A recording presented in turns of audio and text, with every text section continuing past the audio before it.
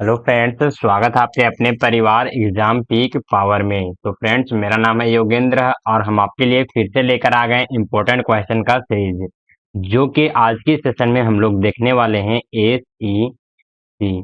अगर आप सेमेस्टर 1 में होंगे या फिर 2 में होंगे या फिर सेमेस्टर 3 में होंगे, यानी कि 3 में होंगे, इन तीनों सेमेस्टर में से किसी भी सेमेस्टर में आप होंगे तो आपके लिए यह सेशन बहुत ही इंपॉर्टेंट हो जाएगा।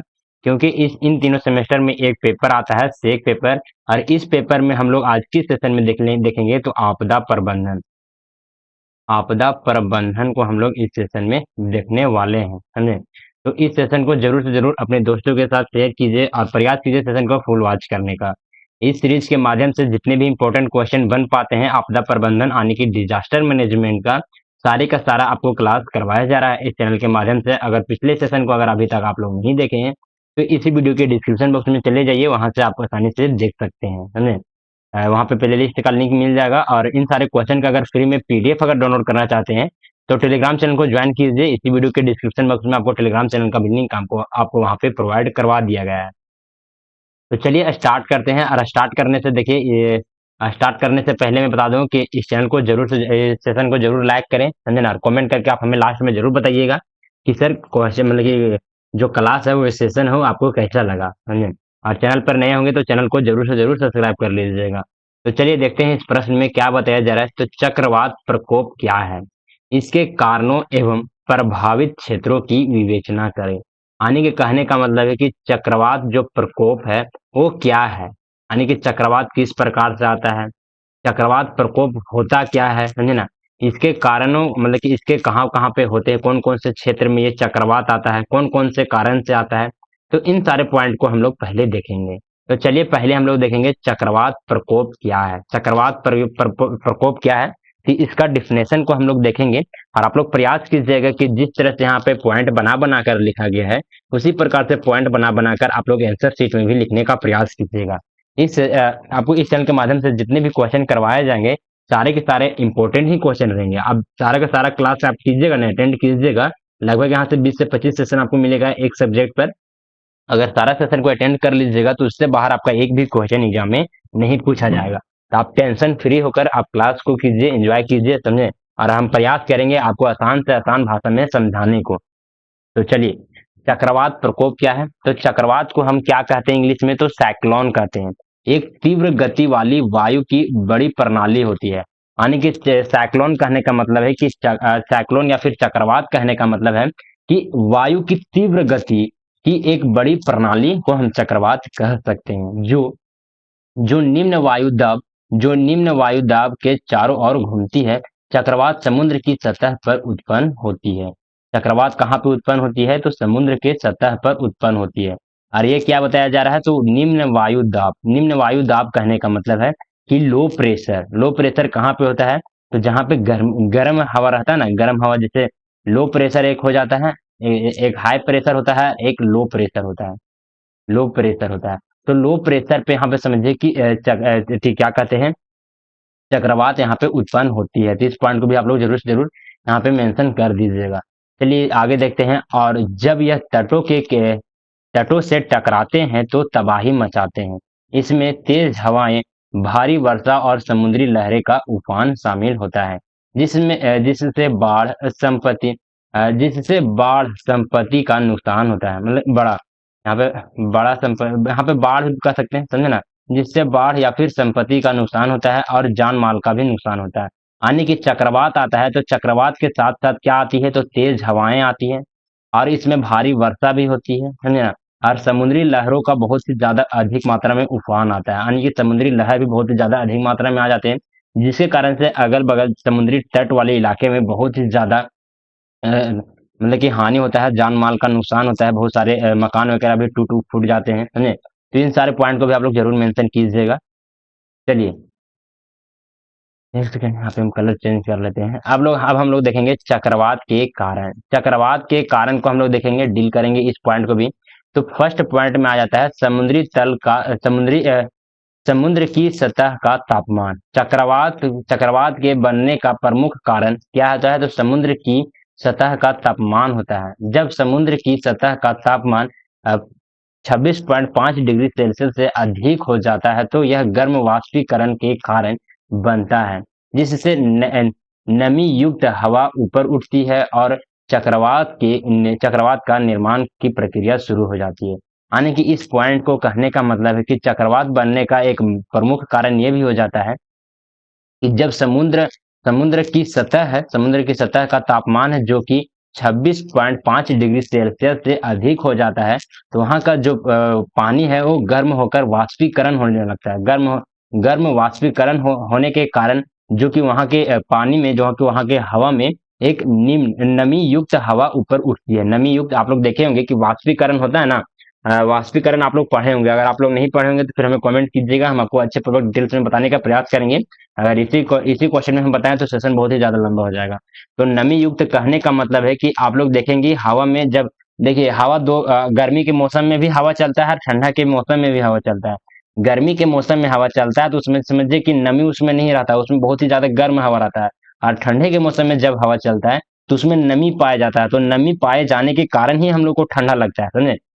आप लोग देखे होंगे कि या नदी के किनारे आप लोग रहते होंगे या फिर कोई तालाब वगैरह के किनारे रहते होंगे, तो वहां से जो जब हवा पास करता है ना, इधर से उधर पर पास होता है, वहां पे गति करता है, तो वहां का जो वातावरण है, वहां का जो तापमान है वो कम होता है। तो ये सारे पॉइंट को भी आप लोग मेंशन कर दीजिएगा कि नमी युक्त हवा जो कि ऊपर उठती है और चक्रवात की निर्माण की प्रक्रिया शुरू हो जाती है। अब चलिए नेक्स्ट पॉइंट में आते हैं। पॉइंट नंबर 2 में देखिए क्या दिया हुआ, निम्न वायु दाब। समुद्र की सतह पर निम्न वायु दाब का क्षेत्र बनता है जो उच्च वायु दाब वाले हवा की ओर अपनी ओर खींचता है। यह प्रक्रिया वायु दाब में तीव्र अंतर उत्पन्न करता है जिससे तेजी हवा उत्पन्न हो जाती है। अब देखिए इस पॉइंट को कहने का मतलब है कि देखिए एक हाई प्रेशर हो गया और एक लो प्रेशर हो गया। लो प्रेशर हो गया तो जब यहाँ पे आप लोग देखेंगे, समझिए कि ये समुद्र है, ये एक समुद्र है, और यहाँ पे जब सूर्य का रोशनी, जब प्रकाश इसमें ज्यादा पड़ता है तो यहाँ पे क्या होता है, तो वहां पे जल जो कि गर्म हो जाता है, और गर्म होकर फिर क्या करता है, तो वाष्पीकरण होकर निम्न नमी युक्त हवा बनकर क्या करता है, तो ऊपर उठता है। और ऊपर उठने के साथ समझ है ना, और जहाँ पे हाई प्रेशर है वहां पे जाकर फिर ऐसे जाता है, फिर ऐसे जाके मतलब कि फिर चक्रवात का निर्माण हो जाता है। मतलब कि लो प्रेशर से हाई प्रेशर किया जाता है, फिर हाई प्रेशर से लो प्रेशर किया हो जाता है, फिर हाई प्रेशर किया हो जाता है, फिर लो प्रेशर किया हो जाता है। तो इस तरह से समझिए कि यहाँ पे चक्रवात का धीरे धीरे निर्माण हो जाता है, और ये धीरे धीरे होने के साथ साथ इसमें गति भी आ जाता है। तो इस पॉइंट को भी आप लोग मेंशन कर सकते हैं। चलिए नेक्स्ट पॉइंट में आते हैं। पॉइंट नंबर 3 में देखिए क्या दिया हुआ है, कॉरियोलिस बल। पृथ्वी की घूर्णन गति के कारण कॉरियोलिस बल चक्रवात को घूर्णन गति प्रदान करती है। उत्तरी गोलार्ध के चक्रवात वर्तमान आने की वामावर्त यानी कि क्लॉकवाइज और दक्षिण गोलार्ध की तरफ दक्षिणावर्त यानी कि ये वामावर्त कहने का मतलब कि एंटी क्लॉकवाइज होता है, इसका होता है एंटी क्लॉकवाइज।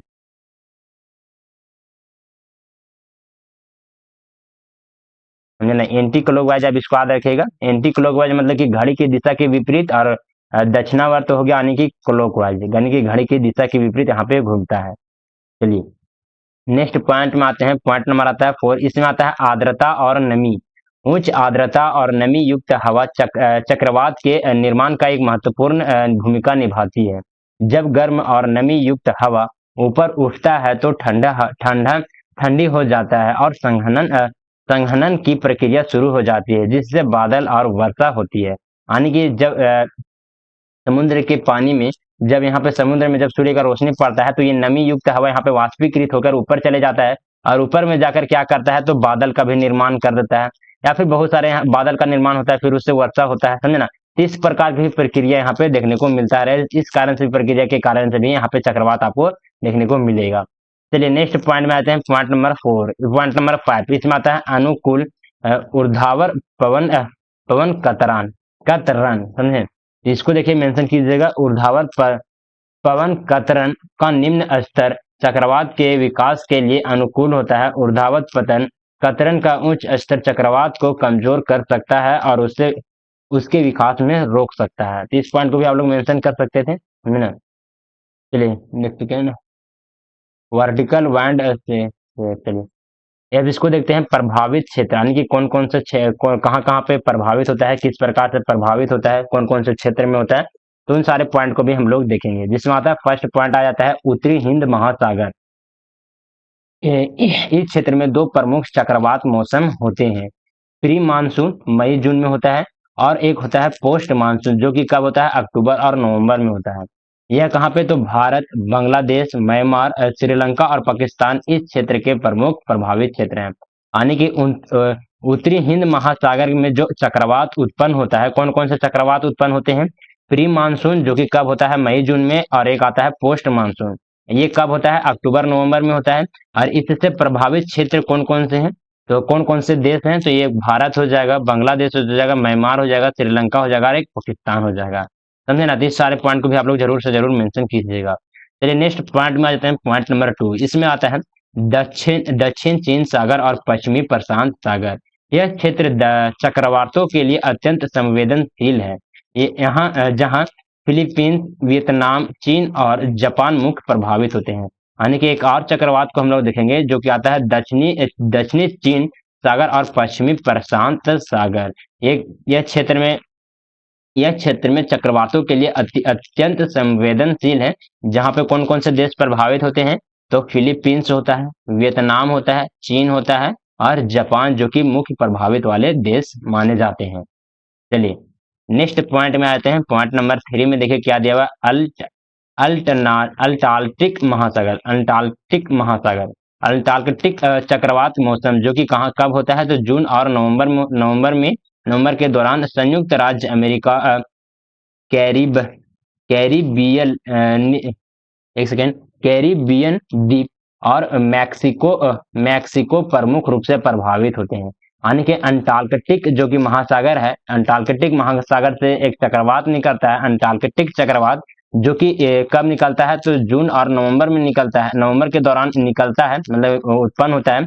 और इसके इसके चक्रवात से कौन कौन से राज्य देश प्रभावित होते हैं, तो संयुक्त राज्य अमेरिका प्रभावित होता है, यानी कि यूएसए प्रभावित होता है, कैरिबियन द्वीप प्रभावित होता है, मैक्सिको भी प्रभावित होते हैं, जो कि ये प्रमुख 3-4 यहाँ पे देश के नाम दिए गए हैं। चलिए नेक्स्ट पॉइंट में आते हैं, पॉइंट नंबर 4, दक्षिणी हिंद महासागर। इस क्षेत्र में मेडागास्कर, गाजम्बिक और तंजानिया प्रमुख प्रभावित देश हैं। यानी कि दक्षिणी हिंद महासागर से कौन कौन से जो कि चक्रवात निकलता है, तो कौन कौन से क्षेत्र प्रभावित हैं, तो मेडागास्कर, मोजाम्बिक, नेक्स्ट में आता है तांजानिया। समझे ना, जो कि ये तीन यहाँ पे प्रमुख प्रभावित देश देखा जाता है। चलिए नेक्स्ट पॉइंट में आते हैं, पॉइंट नंबर 5। इसमें आता है ऑस्ट्रेलिया और दक्षिणी प्रशांत महासागर। जो इसमें इस महासागर से कौन कौन से देश प्रभावित होते हैं, तो ऑस्ट्रेलिया, फिजी और अन्य दक्षिण प्रशांतीय द्वीप इस क्षेत्र के प्रमुख प्रभावित क्षेत्र हैं। तो इन सारे पॉइंट को भी आप लोग मेंशन जरूर से जरूर कीजिएगा एग्जाम में। और चलिए अब हम लोग देखते हैं इसका निष्कर्ष में। निष्कर्ष लिखना बहुत ही कंपलसरी हो जाता है सब्जेक्टिव एग्जाम जब होता है, समझे, तो निष्कर्ष आप लोग जरूर से जरूर लिखिएगा। अगर निष्कर्ष नहीं लिखिएगा तो आपका सीधा नंबर आपका कट जाएगा। आप ऊपर में कितने ही पॉइंट बना बना कर लिखे होंगे, कितने यहाँ पे फैक्ट बताए होंगे, लेकिन आपका नंबर कट जाएगा अगर निष्कर्ष नहीं लिखेगा तो निष्कर्ष लिखना बहुत ही आवश्यक हो जाता है। तो चक्रवात एक विनाशकारी प्राकृतिक आपदा है, यानी कि चक्रवात एक बहुत ही ज्यादा विनाशकारी और एक प्राकृतिक आपदा है, जो समुद्र में उत्पन्न होकर तटवर्ती क्षेत्रों में तबाही मचाता है। यानी कि कहने का मतलब है कि जो एक चक्रवात है बहुत ज्यादा विनाशकारी है और एक प्राकृतिक आपदा है। मतलब कि यहाँ ये मानव निर्मित आपदा नहीं है, प्राकृतिक आपदा है, जो कि उत्पन्न कहाँ पे होता है, तो समुद्र में उत्पन्न होता है। लेकिन यहाँ यह तबाही कहाँ पे मचाता है, तो तटवर्ती क्षेत्रों में तबाही मचाता है। यानी कि जो समुद्र के किनारे जितने भी क्षेत्र हैं, जो भी राज्य हैं या फिर जो भी देश हैं, तो उन सारे देशों में बहुत ही ज्यादा अधिक मात्रा में मतलब विनाशकारी तबाही मचाता है। इसके प्रमुख कारणों में समुद्र की सतह का तापमान, निम्न वायुदाब, कोरियोलिस बल, आर्द्रता और अनुकूल ऊर्ध्वाधर, यानी कि एंटी क्लॉकवाइज पवन, कतरन शामिल है। प्रभावित क्षेत्रों में उत्तरी हिंद महासागर, दक्षिणी चीन महासागर, पश्चिमी प्रशांत महासागर, अंटार्कटिक महासागर, दक्षिणी हिंद महासागर और दक्षिणी प्रशांत महासागर सम्मिलित हैं। चक्रवातों के प्रमुख चक्रवातों के प्रभाव से बचाव के लिए पूर्व चेतावनी प्रणाली जो कि पूर्व चेतावनी प्रणाली, आपदा प्रबंधन और जनसंपर्क जन जन जागरूकता आवश्यक है। आने के चक्रवात आने से पहले ही कोई ऐसा चेतावनी प्रणाली जो कि जिस क्षेत्र में आपदा आता है तो पहले ही पता चल जाता है कि इस क्षेत्र में आपदा आएगा, तो वहां पे बहुत ही हद तक उसके जो कि विनाशकारी तबाही मचाएगा उसको कम किया जा सकता है। यानी कि वहां से लोगों को हटा दिया जाता है, वहां पे जो भी कीमती वस्तु वगैरह होते हैं उसको हटा दिया जाता है, ऊंचे वाले इलाकों क्षेत्र में, मतलब कि तटवर्ती क्षेत्रों से दूर ले जाया जाता है, ताकि वहां पे जान माल का नुकसान बहुत ही कम किया जा सके। समझे? तो इन सारे पॉइंट को आप लोग जरूर से जरूर नोट कर लीजिए, समझे? या फिर पीडीएफ में आप एक बार जरूर से जरूर रिवीजन कर लीजिएगा, ताकि आपका जो दिमाग में वो सीधे बैठ जाए। आपको ये सेशन कैसा लगा प्लीज हमें कमेंट के माध्यम से जरूर बताइएगा। और ऐसे ही इंपॉर्टेंट क्वेश्चन का अगर वीडियो देखना चाहते हैं तो प्लीज इस चैनल को सब्सक्राइब करके बेल आइकन को भी जरूर प्रेस कर लीजिएगा, ताकि आने वाले जितने भी सारे इंपॉर्टेंट क्वेश्चन का वीडियो हो सबसे पहले आप तक पहुंचे। और चैनल को लाइक करना, वीडियो को लाइक करना तो एकदम बिल्कुल भी नहीं भूलिएगा। और सेशन को पहले तो अपने दोस्तों के साथ, अपने सहपाठियों के साथ ज्यादा से ज्यादा शेयर करने का प्रयास कीजिए, समझे ना? ताकि उन्हें भी फायदा हो सके। दूसरा बात है कि हमें भी थोड़ा सा पता चल, हमें भी लगेगा कि आप लोग इंटरेस्ट दे रहे हैं, मतलब कि पढ़ाई करने में आपको अच्छा लग रहा है, समझे ना? तो थोड़ा सा हमको भी पॉजिटिव मिलेगा थॉट, तो फिर हम आपके लिए ऐसे इंपॉर्टेंट क्वेश्चन का वीडियो में लाता रहूंगा। Thank you for watching this session. जय हिंद, जय भारत।